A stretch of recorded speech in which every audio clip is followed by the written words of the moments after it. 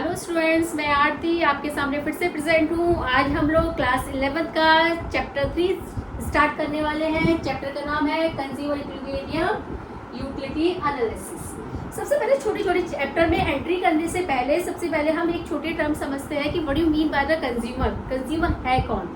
अगर simple language में हम बात करते हैं तो कंज्यूमर का मतलब होता है an individual who consume the good and services is known as a consumer. यानी कि एक ऐसा व्यक्ति जो गुड एंड सर्विसेज का कंजम्पशन करता है उसे हम क्या कहते हैं? कंज्यूमर कहते हैं। ठीक है, वैसे देखा जाए तो consumer as an agent, consumer क्या है? एक एजेंट है। Consumer as an agent who consume goods and services. Good and services को कंज्यूम करता है वो कौन है? कंज्यूमर है। जैसे कि फॉर एग्जांपल के लिए आप एग्जांपल देती हूँ। आज आप मेरी सर्विसेज ले रहे हैं, आप मुझे सुन रहे हैं, मेरे पढ़ाए हुए को देख रहे हैं और सुन रहे हैं, तो आप मेरी सर्विसेज को यूज कर रहे हैं या नहीं कर रहे हैं? तो आप कौन है? कंज्यूमर है। आप लोग कौन है? कंज्यूमर है। तो कंज्यूमर क्या है? कंज्यूमर एक तरह का एजेंट होता है जो गुड एंड सर्विसेज का क्या करता है मेरे बच्चे? कंजम्पशन करता है। This is known as the consumer. Second one आता है इक्विलिब्रियम। इक्विलिब्रियम का मतलब है क्या? किसे कहते हैं? इक्विलिब्रियम का मतलब होता है मैक्सिमम सेटिस्फेक्शन। इक्विलिब्रियम का मतलब क्या है? Maximum satisfaction. ठीक है, एक कंज्यूमर होने के नाते हम हमेशा ऐसी गुड एंड सर्विसेज का कंजम्पशन करते हैं मेरे बेटे जिससे मुझे मैक्सिमम सेटिस्फेक्शन मिले, है ना। मान लीजिए फॉर एग्जांपल के लिए आप कहीं ट्यूशंस लेने गए या आपने किसी की यूट्यूब पे क्लास लेना शुरू किया। ठीक है, आपको जिसका पढ़ाया हुआ समझ में आ रहा है, भी बहुत सारी क्लासेस हैं यूट्यूब पे, बहुत सारे चैनल्स होते हैं, जिसका आपको पढ़ाया हुआ समझ में आ रहा है तो आप उसी से ही पढ़ेंगे, है या नहीं? तो उससे आपको सेटिस्फेक्शन मिल गया, यानी कि पढ़ने से आपको चीज़ें समझ में आ गई तो आपको क्या मिल गया? सेटिस्फेक्शन मिल गया। तो इक्विलिब्रियम के पॉइंट ऑफ व्यू से अगर हम किसी कहीं पर पैसा खर्च कर रहे हैं तो हम ये चाहते हैं कि हमें इससे सेटिस्फेक्शन मिलना चाहिए। या एक और एग्जांपल उठाते हैं सिंपल सा। आप मार्केट में कोई चीज़ परचेज करने गए और आपको पसंद आई और इतनी ज़्यादा पसंद आई कि आप उस पर पैसा खर्च करने के लिए तैयार है। उसे पहनने के बाद आपको क्या मिला? सेटिस्फेक्शन मिला। तो ये क्या है? Maximum satisfaction. या एक और एग्जांपल उठाएं, आप कहीं मूवी देखने गए, मूवी देखने के बाद आप मूवी देखकर हॉल से बाहर आए तो आप क्या कहोगे? छूट गई या पैसा वसूल, मूवी बहुत अच्छी है, बहुत बढ़िया मूवी है, तो पैसा वसूल, यानी कि आपको उससे क्या मिला? मैक्सिमम सेटिस्फेक्शन मिला। या आप बहुत ज़्यादा प्यासी हो, आपको बहुत ज़्यादा प्यास लगी हुई है और आपको उसी ड्यूरेशंस में एक गिलास पानी ठंडा ठंडा पीने के लिए मिल जाए तो क्या है आपके लिए? Maximum satisfaction. तो आज अभी हमने बहुत सारे एग्जांपल दिए कि इक्विलिब्रियम का मतलब क्या है। इस चैप्टर को हम किसके पॉइंट ऑफ व्यू से पढ़ रहे हैं? इस चैप्टर को हम कंज्यूमर के पॉइंट ऑफ व्यू से स्टडी कर रहे हैं कि कंज्यूमर किसे हम सब लोग क्या है? कंज्यूमर है। तो कंज्यूमर एक तरह का एजेंट होता है जो गुड एंड सर्विसेज का क्या करता है? कंजम्पशन करता है, उसे कंज्यूमर कहते हैं। इक्विलिब्रियम का मतलब क्या है? इक्विलिब्रियम का अगर एक टर्म में बात करते हैं, इक्विलिब्रियम का मतलब होता है मैक्सिमम सेटिस्फेक्शन। मैक्सिमम सेटिस्फेक्शन ही कंज्यूमर इक्विलिब्रियम है। और यूटिलिटी क्या है? यूटिलिटी का मतलब है एक ऐसी कम्युनिटी जिसमें हमारी वांट्स को सेटिस्फाइड करने की पावर हो। This is known as the utility. यानी कि any community that the satisfy our wants, it's known as the utility. Any community, कोई भी वस्तु जिसमें हमारी वांट्स को सेटिस्फाइड करने की पावर होती है। एनी कम्युनिटी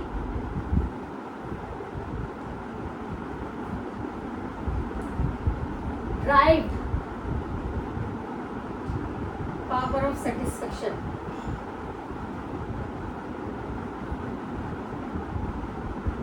यानी कि कोई भी ऐसी गुड्स जिसमें हमारी वांट्स को सेटिस्फाइड करने की पावर होती है उसे हम क्या कहते हैं? यूटिलिटी कहते हैं। और यूटिलिटी को किस में मेजर करते हैं? यूटल्स में। किस में मेजर करते हैं? अगर आपसे पूछा जाए जैसे किसी लिक्विड को नापने के लिए क्या होता है? लीटर। किसी क्लॉथ को नापने के लिए क्या होता है? मीटर, सेंटीमीटर्स होता है। डिस्टेंस को नापने के लिए किलोमीटर का यूज करते हैं। इसी तरह से यूटिलिटी को मेजरमेंट करने के लिए किसका यूज करते हैं? यूटल्स। किसका यूज कर रहे हैं यहाँ? यूटल्स का। It's clear? तो अब बात हो गई कि कंज्यूमर इक्विलिब्रियम है क्या? Consumer as an agent who consume the good and services is known as the consumer. Equilibrium refer the maximum satisfaction. Utility refer the drive of the community that the maximum satisfaction. यानी कि ऐसी कोई भी community जिसका हम use कर रहे हैं जिससे हमें सेटिस्फेक्शन मिल रहा है उसे हम क्या कहते हैं, यूटिलिटी कहते हैं। तीनों चीजें समझ में आ गई। अब चैप्टर के अंदर एंट्री करते हैं, measurement of the consumer equilibrium. Measurement क्या है? मेजरमेंट कंज्यूमर इक्विलिब्रियम के पॉइंट ऑफ व्यू से हम यूटिलिटी अप्रोच में कैसे कह सकते हैं, तो हम इसको दो तरीके से मेजर कर सकते हैं। इसको हम कंज्यूमर इक्विलिब्रियम को हम दो तरीके से मेजर कर सकते हैं, कार्डिनल अप्रोच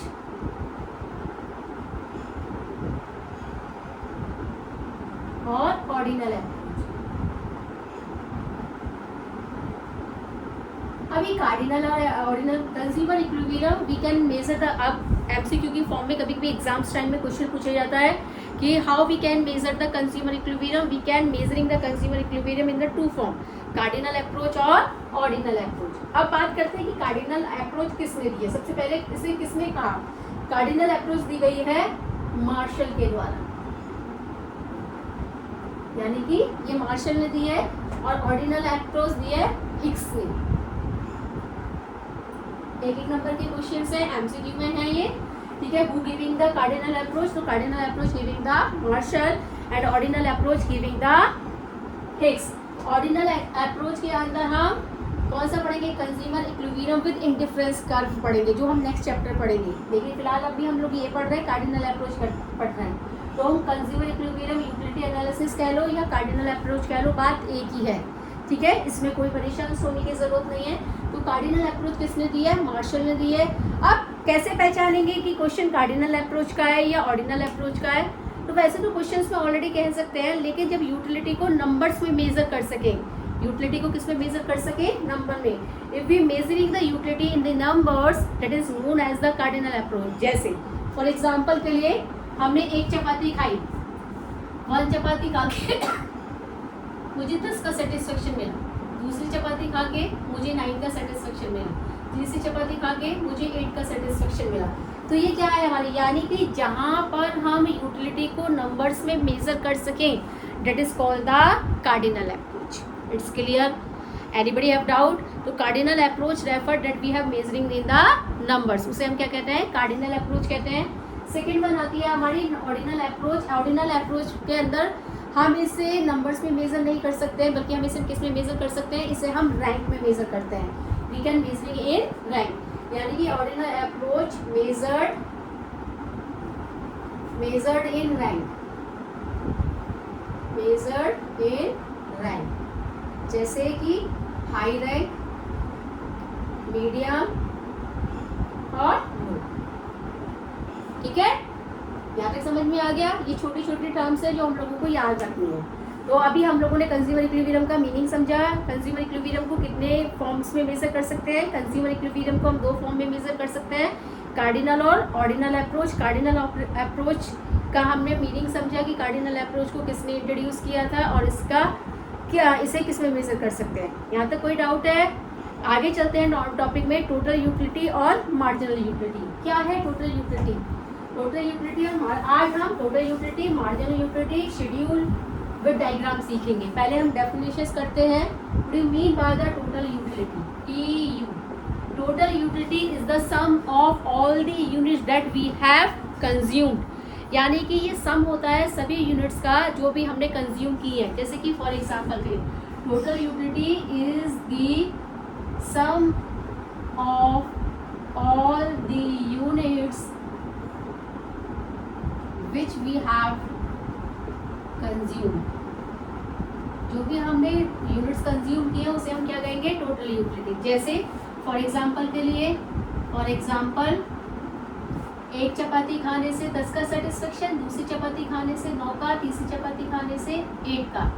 तो इन सबको क्या कर दिया जाए? अगर जोड़ दिया जाए तो हमारी क्या निकल के आ जाएगी? Total utility. क्या निकल के आ जाएगा मेरे बच्चे? Total utility. समझ में आ गया? यानी कि it is the sum of all the unit that we have the consumed, it is known as the total utility. उसके बाद आती है मार्जिनल यूटिलिटी। मार्जिनल यूटिलिटी का मतलब क्या है? Marginal utility refer an additional units that we have the consumed and get the satisfaction, that is known as the marginal utility. क्या बोल दिया मैम? समझ में नहीं आया? मार्जिनल यूटिलिटी का मतलब है जो भी एक एडिशनल यूनिट्स हमने कंज्यूम की है उससे मिलने वाला जो सेटिस्फेक्शन होता है उसे हम क्या कहेंगे? Marginal utility. एग्जाम्पल के थ्रू समझते हैं। जैसे सपोज करिए आपकी डाइट खाने की 3 चपाती है, लेकिन सब्जी इस दिन बहुत अच्छी बनी या मम्मी ने ज़बरदस्ती खिला दिया, एक और खा ले, एक और खा ले, भूखी होगी, तो 3 चपाती खाने से मुझे मिला सेटिस्फेक्शन मान लो 10 का, ठीक है, और चौथी चपाती मैंने जो ज़बरदस्ती खाई उससे सेटिस्फेक्शन मिला मुझे 12 का। अभी एक एडिशनल खाई है ना, तीसरी से चौथी खाई है, तो कितना एडिशनल सेटिस्फेक्शन मिला मुझे 2 का। कितना एडिशनल सेटिस्फेक्शन मिला मुझे 2 का। This is known as the marginal utility. तो marginal utility is the additional units that we have to consume, that is known as the marginal utility. It's clear? यहाँ तक समझ में आ गया? इसका फॉर्मूला भी है, मार्जिनल यूटिलिटी का फॉर्मूला है MU अगर मुझे निकालना है तो TUN माइनस TUN माइनस 1 एक फॉर्मूला है, और MU equal delta TU upon delta quantity. Delta कह लो या चेंज इन TU, ये चेंज को शो करता है। डेल्टा का जो साइन है, ये ट्राइंगल का जो साइन है, वो चेंज इन TU और चेंज इन क्वांटिटी, ठीक है, इसको शो करता है। कोई डाउट यहाँ तक? यहाँ तक किसी को कोई डाउट है? नहीं है। अब इसी को हम शेड्यूलर डायग्राम के थ्रू समझते हैं कि TU और MU का शेड्यूलर डायग्राम। क्वेश्चन एग्जाम में ऐसे आ जाता है, what do you mean by the total utility and marginal utility explain with the schedule and diagram. इसे शेड्यूल एंड डायग्राम के थ्रू प्रेजेंट करिए। तो देखिए कैसे प्रेजेंट करते हैं हम लोग। नंबर ऑफ यूनिट्स,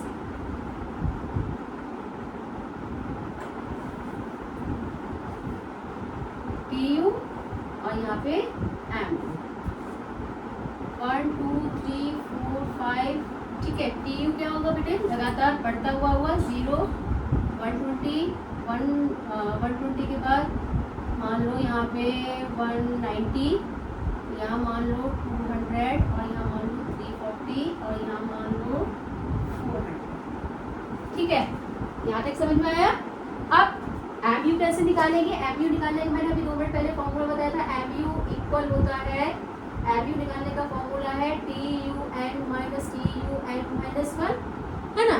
अब इसके ऊपर तो कोई वैल्यू है नहीं, तो ये तो डैश लग जाएगा या 100 लिख सकते हैं, दोनों एक ही बात है। या तो 100 लिख लो या डैश लिख लो, क्योंकि इसके ऊपर कोई वैल्यू नहीं है। अभी 120 में से 100 गया, 120 माइनस 100 गया, कितना हो गया? 20। अभी 190 में से 120 गया, कितना बच गया? 70। 200 में से 90 गया, यहाँ पे 240 कर देते हैं। 240 में से 90 गया, 240 में से 190 गया, 0 9 10 11 12 13 14 50 बच गया, ठीक है। अभी 340 में से ये गया 100 बच गया, और यहाँ ये बच गया 60। यहाँ तक का समझ में आया? यहाँ तक कोई डाउट है? अब इसको क्या कर दो, डायग्राम के थ्रू, और शेड्यूल तो बन ही गया, अभी डायग्राम के थ्रू बना दो। यहाँ पे Y, यहाँ O, यहाँ X, कितनी यूनिट्स है? 6 1 2 3 1 2 3 4 5 6। TU की मैक्सिमम वैल्यू कितनी है? 400। तो हम यहाँ लिख सकते हैं 50-50 के डिफरेंस से वैल्यूज को ऊपर लेके चले जाएं। 50 100 150 200 250 300 350 और यहाँ पर 400, ठीक है। फर्स्ट पे कितना है? 100। पहले TU को बनाते हैं। फर्स्ट पे कितना है? 100। फर्स्ट पे 100, सेकंड पे 120, सेकंड पे 120, ठीक है। थर्ड पे 190, पॉइंट लगाते चले जाओ, 190, ठीक है। उसके बाद 4 पे 240, 4 पे 240 यहाँ, 5 पे 340, 5 पे 340 यानी कि यहाँ, और 6 पे 400, 6 पे 400 यानी कि यहाँ, ठीक है। अभी इन्हीं पॉइंट्स को हमें क्या करना है? आपस में बस जॉइन करना है। मेरे को मेरा तो फ्री हैंड चल रहा है ना। आप जब बनाओगे पेंसिल से बिल्कुल ठीक चलेगा। ये बन गया हमारा TU इंक्रीज हो रहा है। अभी MU बनाना है। पहले पे कितना है? 100 कह लो या डैश कर लो, 100 लिख लेते हैं। तो 1 पे 100 यहाँ पे एज इट इज। सेकंड पे कितना है हमारा? 20, सेकंड पे 20 यानी कि हमारा यहाँ आ जाएगा। थर्ड पे 70, 70 से हमारा यहाँ पड़ जाएगा, ठीक है। फिर 54 पे यहाँ आ गया, और फिर 5 पे 100 यहाँ आ गया और 6 पे 60 यहाँ ऐसे पड़ेगा।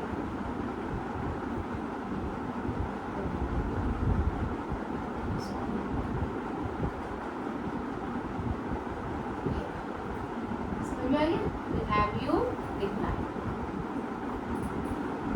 MU क्या हो गया? डिक्लाइन हो गया। यहाँ तक समझ में आया? तो इस तरह से TU और MU के बीच को हम एक डायग्राम और टेबल के थ्रू भी समझा सकते हैं। आज हम लोगों ने कंज्यूमर इक्विलिब्रियम का मीनिंग समझा है, मेजरमेंट ऑफ द इक्विलिब्रियम समझा है, 2 तरीके से मेजर कर सकते हैं, TU और MU का मीनिंग समझा, शेड्यूल बनाया और डायग्राम बनाया। आज हमने 3rd चैप्टर की शुरुआत की है।